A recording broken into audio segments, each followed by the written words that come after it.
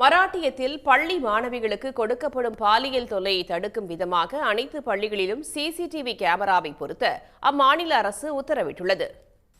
மராட்டிய மாநிலம் பத்லாபூரில் உள்ள பள்ளியில் படிக்கும் 4 வயது நிரம்பிய 2 சிறுமிகளை பள்ளியில் பணிபுரியும் தூய்மை பணியாளர் பாலியல் தொந்தரவு அளித்ததாக புகார் எழுந்தது. இதை அறிந்த மாணவர்களின் பெற்றோர்கள் மற்றும் பொதுமக்கள் நேற்று முன்தினம் ரயில் மறியல் போராட்டத்தில் ஈடுபட்டனர். பாலியல் தொல்லை புகாருக்கு ஆளான மழலையர் பள்ளியை பொதுமக்கள் நேற்று சூறையாடினர். இந்த வன்முறை காரணமாக பத்லாபூரில் பதற்றம் நீடிப்பதால் இணைய சேவை துண்டிக்கப்பட்டது. சிறுமிகளுக்கு நீதி கேட்டு போராட்டம் நடத்திய காங்கிரஸ் கட்சியினரை போலீசார் குண்டுகட்டாக தூக்கிச் சென்று கைது செய்தனர்.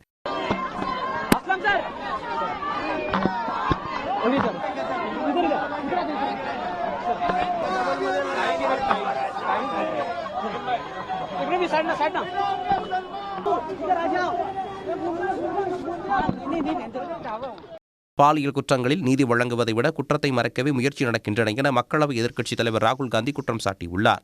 சிறுமிகள் பாலியல் விவகாரத்தில் மக்கள் வீதிக்கு வரும் வரை அவர்களுக்கு ஆதரவான எந்தவொரு நடவடிக்கையும் எடுக்கப்படவில்லை என்றும் அவர் குறிப்பிட்டுள்ளார்.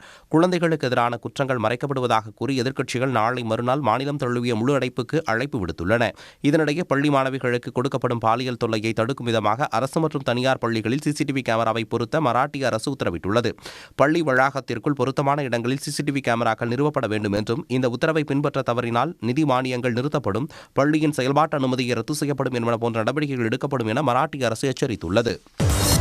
உள்ளூர் செய்திகள் முதல் உலக செய்திகள் வரை உங்களை சுற்றி நடக்கும் எல்லா செய்திகளையும் நொடிக்கு நொடி அறிந்து கொள்ள சன் நியூஸ் வாட்ஸ்அப் சேனலை ஃபாலோ செய்யுங்கள். QR கோடை ஸ்கேன் செய்து சன் நியூஸோடு இணைந்திருங்கள்.